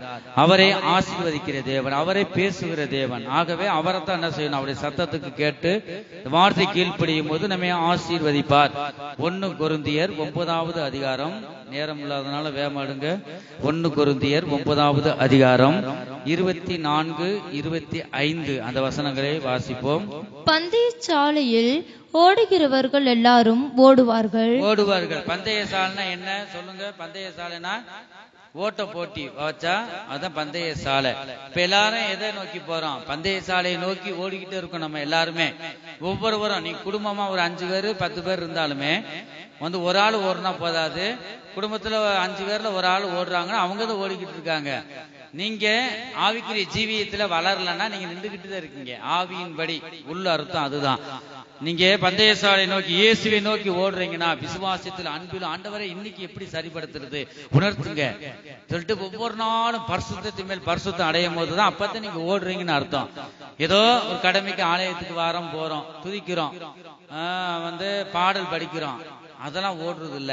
அது ஒரு பகுதி. ஒவ்வொரு நாளும் தேவ சத்தத்தை கேட்கணும். பாருங்க அந்த பந்தய சாலையில் ஓடிக்கிட்டு இருக்கோம் ஒவ்வொரு லட்சியத்தோடு. நீங்க ஓடுறது உண்மையான தேவ சத்தத்தை கேட்பீங்க. ஆண்டவர் உங்களோட பேசுவார். ஒரு ஆளு ஓடுனா போதாது, ஒவ்வொருவரும் என்ன செய்யணும்? ஓடணும். பந்தய சாலை ஓடுறவங்க குடும்பத்துல ஒரு ஆளு ஓடுனா மீதி 4 பேர் கொடுப்பாங்களா? அல்ல. எவன் ஓடுகிறானோ அவனுக்கு தான் அந்த பந்தய பொருள். பந்தய சாலை 10 பேரோ 20 பேரோ 1000 பேரோ நிறைய பேர் ஓடுறாங்க. பந்தய சாலை நோக்கி ஓடுகிறார்கள். ஆகிலும் ஒருவனே பந்தயத்தை பெறுவான் என்று அறியீர்களா? நீங்கள் பெற்றுக்கொள்ளத்தக்கதாக ஓடுங்கள். பெற்றுக்கொள்ளத்தக்க ஓடுங்க. நீ ஆலயத்துக்கு வரலாம், தேவனை துதிக்கலாம், ஏன்னா அது கடமைக்காக அல்ல. ஆண்டவரே உண்மையை நான் ஆராதிக்கிறேன், இன்னும் ஆவியின் வரங்களினால நிரப்புங்க, என்னை உயிர் பெய்யுங்க, இப்படி சத்தத்தை நான் கேட்கட்டும். ஒரு லட்சியத்தோடு ஆண்டவரே ஒரு பெற்றுக்கொள்ளத்தக்க பரிசுத்த ஆவியின் வல்லமையை பெற்றுக்கொள்ளத்தக்க ஒரு லட்சியத்தோடு கர்த்தர் மேல் நம்பிக்கை வைத்து என்ன செய்யணுமா? பெற்றுக்கொள்ளத்தக்க நீங்க ஓடுங்க. பந்தயத்துக்கு போராடுகிற யாவரும் எல்லாவற்றிலேயும் இச்சையடக்கமாய் இருப்பார்கள். இச்சையடக்கமா இருப்பாங்க. பந்தயத்தை ஓடிக்கிட்டு இருக்கும் போது அங்க நல்ல பிரியாணி 2 வடை இருந்துச்சுன்னா போட்டு வாயில போட்டுற கூடாது, நீ தோத்து போயிருவ. பாருங்க, அதுதான் எல்லாம் ஓடிக்கிட்டு இருப்பாங்க. அவனுக்கு என்ன பிடிக்குன்னு பிசாசுக்கு தெரியும். ஒரு பக்கம் நல்லா ஓடி உயிரை வெறுத்துட்டு ஓடிக்கிட்டு இருப்பீங்க. அப்படியா நீ ஓடுற, அவனை பாத்துக்கிறேன் சொல்லிட்டு அப்படியே ஆண்டவருக்குள்ள போறது பிசாசுக்கு பிடிக்காது. நல்லா ஓடிக்கிட்டு இருப்போம். உனக்கு எதை விரும்பினியோ எதை வெறுத்தையோ அது அப்படியே இருக்கு சைட்ல, அப்படியே இழுக்கும். என்ன செய்யும்? இழுக்கும். எல்லாம் வரத்தான் செய்யும். ஒரு உபவாச கூட்டத்துல வச்சாங்க, அங்க சாம்பார் சாதம் தான், ஆனா சிக்கன் பிரியாணி அப்ப எனக்கு பிடிக்கும். இப்ப நம்ம எல்லாம் வெறுக்க வச்சுட்டா ஆண்டவர், விரும்புறது இல்ல. பாருங்க, ஒரு இச்சை அடக்கம் அந்த இடத்துல. பாருங்க, பந்தய சாலையில் ஓடுற தேவ பிள்ளைகள் நாம், இயேசுவை நோக்கி போறவங்க, நமக்கு என்ன தேவை அவர் தருவார். நம்மளா போகக்கூடாது. இவரு இச்சை அடக்கம் எடுத்து அங்க பாருங்க, அங்க ஜோமனிட்டு பிரியாணி வாசனை கம கம கமன்னு வருது, பிசாசு கொண்டு வருது. எனக்கு ஒரு சந்தேகம் என்னடா பிரியாணி வாசனை வருது, எப்படி வரும்? பக்கத்துல பிரியாணி கடையும் இல்ல. பாருங்க, பக்கத்துல சமைச்சு வச்சா எப்படி இருக்கும்? அந்த வாசனை கம கம கமன்னு அடிக்குது. இங்க டீ பிடிக்கும் போல வீட்டமாக டீ வாசனை வருது கம கமன்னு. அப்ப ஒவ்வொருவருக்கும் எது பிடிக்குதோ அது வரும். நான் எனக்கு பொறுக்காது கேட்கலண்ணா இது என்னன்னா, பிறகு அடுத்த செய்திக்கு முன்னாடியே சொன்னேன், உங்க வீட்டுல என்ன வச்சிருக்கீங்கன்னு. சாம்பார் சாதம். பிறகு என்னடா பிசாசு கொண்டு வந்திருக்கு, நல்ல வேலைக்கு போங்க, வாசனையை கூட நம்ம இழுக்க கூடாது, போ இயேசுவனா அதட்டிட்டேன் அப்பயே. பாருங்க, ஏன் சொல்றோம்னா நம்ம இயேசுவை நோக்கி போறோம். எல்லாம் வரும். ஜெபிக்கும் போது நம்ம எதை விரும்புறோமோ அதெல்லாம் வரும். அதெல்லாம் ஒரு இச்சை அடக்கமா இருக்கணும் நம்ம. பாருங்க, எல்லாவற்றிலும் பட்டு போடவ 5000 கொடு, 50000 ரூபாய் கொடு, 1 லட்ச ரூபாய் கொடு, எல்லாம் விரும்பி இருக்கலாம். ஆனா ஆண்டவருக்குள்ள வந்த பிறகு அதை வாங்கி கொடு. அது என்ன இல்ல, இச்சை அடக்கம் இல்ல. 9 வித ஆவியின் கனியில இது ஒண்ணு என்னது? இச்சை அடக்கம். 9வது கனி. இந்த இடத்துல பாக்குற பந்தய சாலை ஓடிக்கிட்டு இருக்காங்க. உனக்கு பிடிச்ச விரும்புற மாதிரி சைட்ல பிசாசு வச்சிருக்கிறான், நீ நோக்கி போ. அதான் சொல்ற இயேசு, என்னை நோக்கி வா, என்னை நோக்கி ஓடிவான்னு சொல்றாரு. சைட்ல பார்க்காத, எங்கிட்டும் பார்க்காத, மனுஷரை பார்க்காத, உன் தாய் தகப்பனை நீ என்ன செய்யாத. இப்ப நீ ரட்சிக்கப்பட்டுட்ட, என் பலியை நீ அறிஞ்சிட்ட. அதான் யார் சொன்னாலும் வந்து அவங்களுக்காக என்னை விட்டு நீ விலகி போயிடாத, என் அன்பை விட்டு நீ விலகி போகாத, என்னை நோக்கி பார். யார் மூலமா கிரியை செய்வான் பாருங்க, அவங்களுக்கே தெரியாது. பிசாசு அவங்க சின்ன ஒரு பலவீனம் வரும்போது அவனுக்குள்ளாக நம்ம பெத்த தாய் தான் சொல்லுது, கேட்றாத, உனக்கு நல்ல அறிவை தந்திருக்கிறேன், வந்து எனக்குள்ள நீ இருக்கும்போது நான் பேசுவேன், இதை கேளு கேளாத, ஆனபடிக்கு என்னை நோக்கி ஓடுன்னு தான் சொல்றாரு. இந்த பந்தயசாலையில எல்லாரும் ஓடிக்கிட்டு இருக்காங்க. ஓடுறவங்க இச்சை அடக்கமா இருப்பாங்க. பந்தயசாலையில ஓடுற தேவனுடைய பிள்ளைகள் நாம் இச்சை அடக்கம் என்னும் கனியை நீ பெற்றுக்கொள்ள வேணும். நீ சோர்ந்து போய் நமக்கு பிடிச்சதா இருக்குன்னு வாயில 2 எடுத்து போற்றாத, பிசாசுடைய பாவங்களை உட்பற்றாத, பிசாசு இச்சை வந்து பாவங்களுக்கு நீ உடன்பற்றாத. ஒரு இச்சை அடக்கம் உனக்கு மிகவும் அவசியம். தொடர்ந்து வாசி. அவர்கள் அழிவுள்ள கிரீடத்தை பெறும்படிக்கு அப்படி செய்கிறார்கள். அழிவுள்ள கிரீடத்தை பெறுவதற்கே இவ்வளவு ஒரு போராட்டம், இச்சை அடக்கம்லாம் இருக்கு. நாமோ அழிவில்லாத கிரீடத்தை பெறும்படிக்கு அப்படி செய்கிறோம். பாத்தீங்களா? அந்த வாசி. ஆதலால் நான் நிச்சயமில்லாதவனாய் ஓடேன், ஆகாயத்தை அடிக்கிறவனாக சிலம்பம் பண்ணேன். மற்றவர்களுக்கு பிரசங்கம் பண்ணுகிற நான் தானே ஆகாதவனாய் போகாதபடிக்கு என் சரீரத்தை ஒடுக்கி கீழ்ப்படுத்துகிறேன். ஹல்லேலூயா. பாத்தீங்களா? வந்து அதனாலதான் ஊழியர்கள் கூட பிரசங்கம் நல்லா இருக்கு, நல்லா தான் இருக்கும். ஆண்டவர் பேசுறாரு, கர்த்தர் தாமே கருவியா பயன்படுத்துறாரு. நாங்களாம் ஒரு கருவி தான், ஒண்ணும் இல்ல. கருவி டேப்பை போட்டீங்கன்னா பாடும், ஆண்டவர் ஆஃப் பண்ணிட்டாருன்னா அப்படியே அமைதியா இருப்போம். அவர் சொல்லாம ஒரு வார்த்தை ஆகிலும் சொல்ல முடியாது. ஏதாவது அப்படி பேசிட்டாலும் சோதனைகள் வரும் எங்களுக்கு. நான் சொல்லாத வார்த்தையை ஏன் சொல்றேன்? அதனாலதான் நான் பெரும்பாலும் இந்த கட்டு கதையை வந்து சொல்ல மாட்டேன். உண்மை சாட்சிகளை சொல்லலாம், மற்றபடி அது கூட அனுமதித்தா தான். ஏகப்பட்ட சாட்சிகள் தெரியும், செய்தி கொடுக்கும், சொல்லுன்னு நான் விரும்புவேன். ஆனா ஆண்டவர் நான் சொன்னதை நீ சொல்லு பாருங்க. ஆண்டவர் அதுதான் உண்மையான ஒரு வழியாக இருக்கிறது. கர்த்தருக்கு ஸ்தோத்திரம். ஒரு வந்து சரீரத்தை என்ன செய்யணுமா? கீழ்படுத்துகிறேன். யார் சொல்றா? பவுல் சொல்றாரு, நான் பிரசங்கம் பண்றேன், பிரசங்கம் பண்ணுகிற நானே ஆகாதவென்று தள்ளப்படாதபடி என் சரீரத்தை. அதனாலதான் வந்து வாரத்துக்கு 3 தடவை என்ன செய்யணும்? உபவாசம். நம்ம என்னென்ன கூட்டம் வச்சிருக்கோமோ, உதாரணமாக ஒரு வியாழக்கிழமை வச்சாலும் காலையில, சனிக்கிழமை காலையில, ஞாயிற்றுக்கிழமை காலையில 3 தரம் உபவாசம் இருக்கணும். உபவாசம் இருக்கிறது சரீரத்துக்கு நல்லதுதான் பாருங்க. அப்படி சரீரத்தை என்ன செய்ய, நல்லா சாப்பிட்டு வந்து ஏதோ வசனம் இருக்கு, தொண்டையில கத்தி வைன்னு. என்னது வசனம் அது? பெருந்தண்ணியா இராதே, வந்து தொண்டையில கத்தி வைன்னு. அப்ப வந்து என்ன செய்யக்கூடாது? நமக்கு ஒரு கட்டுப்பாடு ஆண்டவர் தந்திருக்கிறார். இவர் இச்சை அடக்கம். அந்த பவுலே சொல்றாரு, பிரசங்கம் பண்ணுகிற நான் தானே ஆகாதவனா போக கூடாதப்பா. ஒரு இச்சை அடக்கம், இந்த கனியை தாங்க, இதை செய்யணும், இது செய்யக்கூடாது. ஒரு கட்டுப்பாடு தேவனுடைய பிள்ளைக்கு ஒருவர் மாத்திரம்தான் இருக்கு. மற்றவங்கலாம் வந்து எல்லாம் வழி போனதெல்லாம் வந்து ஆடு மாடு மாதிரி என்ன செய்வாங்க? தெரிவாங்க. ஒரு சிலர் ரட்சிக்கப்படாதவங்களும் கட்டுப்பாடோடு இருப்பாங்க, அவங்களை குறை சொல்ல முடியாது. ரட்சிக்கப்பட்ட தேவனுடைய பிள்ளைகளும் கூட ஒரு கட்டுப்பாடு இல்லாம இருக்கிறாங்க. ஏன்னா என்ன இல்ல? இச்சை அடக்கம், இந்த கனி இல்ல. 9 வித ஆவியின் கனியெல்லாம் இச்சை அடக்கம், முக்கியமான ஒரு இச்சை அடக்கம் என்றும் கனி. ஆனபடினால இந்த கடைசி நாட்கள் நாம் வந்திருக்கிறோம். அவர் விரும்புகிற ஒரு பரிசுத்த ஜீவியம் நான் செய்கிறவர்களாக இருக்க வேணும். கர்த்தருக்கு ஸ்தோத்திரம். நாம் அழிவில்லாத ஒரு கிரீடத்தை பெறும்படிக்கு நாம் என்ன செய்யணும்? இயேசுவை நோக்கி போகணும். நீ ஆணையிட்டதில் உண்மையாக இருக்கிறாயா? ஆண்டவர் நம்மளை நோக்கி கேட்கிறார். இப்ப நீ பொருத்தனை பண்ணினதில் உண்மையாக இருக்கிறாயா? ஆணையிட்டதில் தனக்கு நஷ்டம் வந்தாலும் தவறாதிருக்கிறான் என்று சங்கீத புஸ்தகம் 15வது சங்கீதம் 4வது வசனம் ஏதாவது நம்ம சொல்லியிருப்போம். ஆனா பொருத்தனை பண்ணதுல என்ன செய்யணும்? வந்து செஞ்சுடணும். இல்லைன்னா பொருத்தனை பண்ணாம இருக்கணும். பொருத்தனை பண்ணிட்டு செய்யாம போனா அது பாவமாக மாறிவிடும். நமக்கு குடும்பத்துக்கு நம்ம கிடைக்க வேண்டிய ஆசீர்வாதத்தை தடை செய்யும். அதனால வந்து பொருத்தனை பண்ணதுல என்ன செய்யணுமா? உண்மையா இருக்கணும். பாருங்க, அப்படிப்பட்டவன் தான் அசைக்கப்படாவது இருப்பான். ஆணையிட்டது தனக்கு நஷ்டம் வந்தாலும் சரி என்ன செய்யணுமா? தவறாது இருக்கணும். பாக்குறோம் 1 சாமுவேல் 1வது அதிகாரம் 25, 28 வரைக்கும் பாக்குறோம். 1 சாமுவேல் 1வது அதிகாரம் 25 இருந்து 28 வரை நாம் வாசிக்கிறோம். அவர்கள் ஒரு காளையை பலியிட்டு பிள்ளையை ஏலியினிடத்தில் கொண்டு வந்து விட்டார்கள். அப்பொழுது அவள், என் ஆண்டவனே. போதும் பாருங்க, இந்த இடத்துல பாருங்க, வந்து அன்னாள் என்ன செய்தா? அன்னாள் செய்த பொருத்தனையில் அவர் என்ன உண்மையாக இருந்தால் என்று நாம் பார்க்கிறோம். கர்த்தருக்கு ஸ்தோத்திரம். அவர்கள் ஒரு காளையை பலியிட்டு பிள்ளையை 7 இடத்துக்கு என்ன செய்ய கொண்டு வந்து விட்டார்கள். அப்பொழுது அவள், என் ஆண்டவனே, இங்கே உம் மண்டியிலே நின்று கர்த்தரை நோக்கி விண்ணப்பம் பண்ணின ஸ்திரீ நான் தான் என்று. நான் தான் அந்த யாரை நோக்கி சொல்றா? ஏலி தாத்தா, நான் அன்னைக்கு ஒரு நாள் நான் பொருத்தனை பண்ணினேனே, எதுவும் குடிச்சிருக்கியா? வாய் மட்டும் அசையுது சொல்லிட்டு அண்ணாளை நோக்கி அவர் சொன்னாரு, ஐயோ நான் கண்ணீர், எல்லா கண்ணீரும் போயிருச்சு, என் கண்ணீரை துருத்தியில ஆண்டவர் வச்சிருக்காரு. இப்ப அன்னைக்கு நான் ஜெபம் பண்ணினேன், குழந்தை இல்லாம.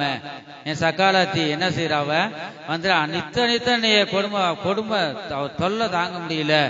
ஆகவே நான் அவர் எனக்கு குழந்தை பாக்கியம் தருவர உமக்கு முன்பாக நான் ஜெபம் பண்ண அந்த ஸ்திரீ தான் இப்ப வந்திருக்கேன். எப்படி வந்திருக்கிறா? என் ஜெபத்தை அவர் கேட்டார், என் விண்ணப்பத்தை அவர் கேட்டார், பதிலை தந்தார். இப்ப சாமுவேல் இன்னும் குழந்தையோடு உனக்கு முன்பாக இருக்கிறேன். அன்னைக்கு நான் உனக்கு முன்பாக ஜெபம் பண்ணினேன், உன்னுடைய ஆலயத்துல, இந்த அதே ஆலயத்துல குழந்தையோடு வந்திருக்கிறேன் சொல்றான். இந்த பிள்ளைக்காக விண்ணப்பம் பண்ணினேன், நான் கர்த்தரிடத்தில் கேட்ட என் விண்ணப்பத்தின்படி எனக்கு கட்டளையிட்டார். ஹல்லேலூயா. பாத்தீங்களா எவ்வளவு ஒரு இதுன்னு. அதனாலதான் பொருத்தனை பண்ணதுல கரெக்டா இருந்தா அந்த நாள் சாமியில கர்த்தருக்காக கொடுத்து விட்டால் ஒவ்வொரு சின்ன சின்ன இதுல கூட நம்ம கரெக்டாக இருக்க வேணும். கர்த்தருக்கு ஸ்தோத்திரம். நாம் கூட அவரை நாம் காணும்படியாக நாம் ஏறி போக வேண்டும். இங்க ஏறி வா என்று சொல்லுகிறார். உன் தேவனை சந்திக்க நீ ஆயத்தமா? உன் தேவனை சந்திக்க நீ ஆயத்தமா? தேவதூதரோடும் பேர் எக்காலத்தோடும் பேரும் எக்காலத்தோடும் தாம் பக்தரை சந்திக்கும் நேரம் கிட்டி சேருதே. தம் பக்தரை சந்திக்கும் நேரம் கிட்டி சேருதே. உன் தேவனை சந்திக்க ஆயத்தமா இருக்கையா? உன் தேவனை சந்திக்க நீ ஆயத்தமா? மேகங்களுடன் வருவேன் என்று சொன்னவார், மேகங்களுடன் வருவேன் என்று சொன்னவர் இப்போ மேகந்தனில் வரும் நேரம் கிட்டி சேருதே. நில் வரும் நேரம் கிட்டி சேருதே. உன் தேவனை சந்திக்க நீ ஆயத்தமா? உன் தேவனை சந்திக்க நீ ஆயத்தமாய்? உனக்காய் மரித்த இயேசு காத்து நிற்கிறார். உனக்காய் மரித்த இயேசு காத்து நிற்கிறார். உன் இயேசு உன்னை பச்சமாக ஏற்றுக் கொள்ளுவார். இயேசு உன்னை பச்சமாக ஏற்றுக் கொள்ளுவார். உன் தேவனை சந்திக்க நீ ஆயத்தமா? எல்லாரும் எழுந்து நிற்போம். எல்லாரும் எழுந்து நின்று ஆயத்தமா? உனக்காய் மரித்த இயேசு காத்து நிற்கிறார். உனக்காய் மரித்த இயேசு காத்து நிற்கிறார். இயேசு உன்னை பச்சமாக ஏற்றுக் கொள்ளுவார். இயேசு உன்னை பச்சமாக ஏற்றுக் கொள்ளுவார். உன் தேவனை சந்திக்க நீ நம் தேவனை சந்திக்க ஆயத்தமாகுமாக. தேவனை சந்திக்க நீ ஆயத்தமா? சீக்கிரமாய் வருவாரே, சீக்கிரமாய் வருவாரே. உன் தேவனை சந்திக்க நீ ஆயத்தமாய்? உன் தேவனை சந்திக்க நீ ஆயத்தமா? உனக்காய் மரித்த இயேசு காத்து நிற்கிறார். உனக்காய் மரித்த இயேசு காத்து நின்று கொண்டிருக்கிறார். மகனே, மகளே, ஹல்லேலூயா, என்னை ஏற்றுக்கொள் என்று சொல்லுகிறார். உனக்காய் மரித்த இயேசு காத்து நிற்கிறார். உனக்காய் மரித்த இயேசு காத்து நிற்கிறார். இயேசு உன்னை பட்சமாக ஏற்றுக்கொள்ளுவார். இயேசு உன்னை பட்சமாக ஏற்றுக்கொள்ளுவார். உனக்காய் மரித்த இயேசு காத்து நிற்கிறார். உனக்காய் மரித்த இயேசு காத்து நிற்கிறார். இயேசுவே இறங்கும். பட்சமாக ஏற்றுக்கொள்ளுவார். ஆமென். கரங்களை தட்டி தட்டி வல்லம வல்லம இந்த திருவசனத்துக்கு நம்ம ஒப்பு கொடுப்போம். ஹalleluya. ஆமென். மகிமா மகிமா மகிமா ஆவியானவரே. ஹalleluya. ஏற்றுக்கொள்ளும் ஏற்றுக்கொள்ளும். இயேசுவே உனக்காய் மரித்த இயேசு காத்து நிற்கிறார். உனக்காய் மரித்த இயேசு காத்து நிற்கிறார். கர்த்தருடைய ஆவியினால் நிரப்பப்படுவோம். கர்த்தருடைய ஆவியானவர் கர்த்தருடைய ஆவி எங்கேயோ அங்கே விடுதலை உண்டு. ஆமென். வல்லம வல்லம வல்லம தேவ வல்லமை. இயேசு உன்னை பட்சமாக ஏற்றுக்கொள்ளுவார். இயேசு உன்னை பட்சமாக ஏற்றுக்கொள்ளுவார். உனக்காய் மரித்த இயேசு காத்து நிற்கிறார். உனக்காய் இயேசுவே மனமிறங்கும். இயேசு உன்னை பட்சமாக ஏற்றுக்கொள்ளுவார். இயேசு உன்னை பட்சமாக ஏற்றுக்கொள்ளுவார். இயேசு உன்னை பட்சமாக ஏற்றுக்கொள்ளுவார். இயேசு உன்னை பட்சமாக ஏற்றுக்கொள்ளுவார். வல்லம வல்லம வல்லம வல்லம வல்லம வல்லம. ஆமென். இயேசுவே உயிர்ப்பையும் உயிர்ப்பையும் உடைய பரிசுத்தத்தினால நிரப்புங்க. ஹalleluya. ஆண்டவரே இயேசுவே இங்கே ஏறி வா, இங்கே ஏறி வா, இங்கே ஏறி வா. நீ விசுவாசத்தை அடைய முடியாய். நீ தேவ அன்பில் பூரண அன்பு உனக்குள்ளாக ஆளுகை செய்ய முடியாக இங்கே ஏறி வா மகனே, இங்கே ஏறி வா மகளே. நீ என்னுடையவன், நீர் என்னுடையவள். என்னை நோக்கி வருவாயாக. நீ சோர்வுக்கு இடம் கொடுக்காதே. அது பக்க வழியாக வருகிற சோர்வுகள், அதை நீ திரும்பி பார்க்காத. என்னை நோக்கி பார்த்து ஓடிவா. நீ ஏறி வா மகளே, மகனே. என்னை நோக்கி நீ ஏறி வா. உன்னை விடுவிக்கிற தேவனாய் இருக்கிறேன். உன்னை ஆசீர்வதிக்கிற தேவனாய் இருக்கிறேன். என் வார்த்தைகளை கேட்டு நீ ஆவிக்குள்ளாவாயாக. உற்சாகத்தின் ஆவியை கேட்டு பெற்றுக் கொள்வாயாக. ஹalleluya. ஆண்டவரே நம்முடைய தேவன் சிங்காசனத்தில் வீற்றிருக்கிற தேவனாயிருக்கிறார். இவைகளுக்கு பின்பு இதோ பரலோகத்தில் திறக்கப்பட்டிருந்த ஒரு வாசலை கண்டேன். முன்னே எக்கால சத்தம் போல என்னுடனே பேச நான் கேட்டிருந்த சத்தமானது, இங்கே ஏறி வா. இவைகளுக்கு பின்பு சம்பவிக்க வேண்டியவைகளை உனக்கு காண்பிப்பேன் என்று விளம்பினது. உடனே ஆவிக்குள்ளானேன். அப்பொழுது இதோ வானத்தில் ஒரு சிங்காசனம் வைக்கப்பட்டிருந்தது. அந்த சிங்காசனத்தின் மேல் ஒருவர் வீற்றிருந்தார். அவர்தாம் கர்த்தராகிய இயேசு கிறிஸ்து, ராஜாதி ராஜாவாய் இருக்கிறார். இங்கே ஏறி வா. விசுவாசத்திலும் அன்பிலும் ஆவிக்குரிய மனுஷன் ஒவ்வொரு நாளும் வளர்ச்சி அடைந்து இந்த தேவனை காண கர்த்தர் நமக்கு உதவி. இந்த வசனத்தின்படி அனைவரையும் கர்த்தர் ஆசீர்வதிப்பாராக. கர்த்தருக்கு ஸ்தோத்திரம். அல்லேலூயா அல்லேலூயா. கர்த்தரை பாடி துதித்திடுவோம். அல்லேலூயா அல்லேலூயா. கர்த்தரை பாடி துதித்திடுவோம். கிருபையின் காலம் முடியும் முன்னே இயேசுவின் அண்டை வந்திடுவோம். கிருபையின் காலம் முடியும் முன்னே இயேசுவின் அண்டை வந்திடுவோம். எங்கள் அன்பின் இயேசுவே, நாங்கள் துதிக்கிறோம், ஸ்தோத்தரிக்கிறோம். ஆரம்பம் முதல் முடிவு வரை ஒவ்வொரு பகுதியிலும் ஆசீர்வதித்தபடியாக ஸ்தோத்திரம். பாடல் பகுதியை ஆசீர்வதித்து ஸ்தோத்திரம்.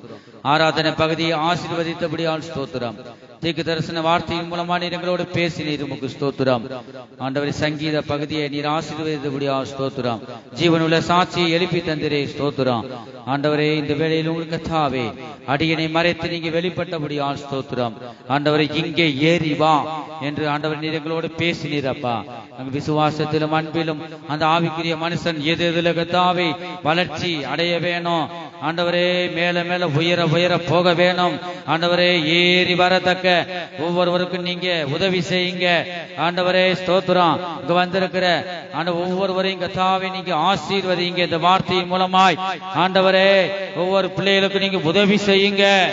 ஆண்டவரே ஸ்தோத்திரம். கர்த்தாவே, கையிட்டு செய்கிற வேலை எல்லாவற்றையும் நீங்க இருங்க ஆண்டவரே. பூமிக்குரிய ஆசீர்வாதத்தினாலும் பரலோகத்துக்குரிய ஆசீர்வாதத்தினாலும் நிரப்ப முடியாது ஜெபிக்கிறோம். வராமல் இருக்கிற ஒவ்வொருவரையும் நீங்க இந்த நாட்களில் கொண்டு வாங்க கர்த்தாவே ஸ்தோத்திரம். புதிய ஜனங்களை கொண்டு வாங்க. தொடர்ந்து கர்த்தாவே ஆண்டவரை நீங்க ஆசீர்வதிங்க. உடைய கால சத்தம் கேட்கும் போது உண்மை சந்திக்க எங்களை ஒவ்வொருவரையும் ஆயத்தப்படுத்துங்க. துதி காணா மகிமை எல்லா உமைக்கே செலுத்துகிறோம். இயேசுவின் மூலமாய் வேண்டிக் கொள்கிறோம் நல்ல பிதாவே, ஆமென். தொடர்ந்து நாம் சொல்லுவோம், என் ஆத்மாவே கர்த்தரை ஸ்தோத்திரி, என் முழு உள்ளமே அவருடைய பரிசுத்த நாமத்தை ஸ்தோத்திரி. என் ஆத்மாவே கர்த்தரை ஸ்தோத்திரி, அவர் செய்த சகல உபகாரங்களை மறவாதே. ஆமென். கர்த்தராகிய இயேசு கிறிஸ்துவினுடைய கிருபையும் தேவனுடைய அன்பும் அவருடைய பாதுகாவலும் பரிசுத்த ஆவியினுடைய ஐக்கியமும் நம்ம அனைவரோடும் கூட என்றென்றைக்கும் சதா காலங்களிலும் இருப்பதாக. ஆமென். ஹல்லேலூயா.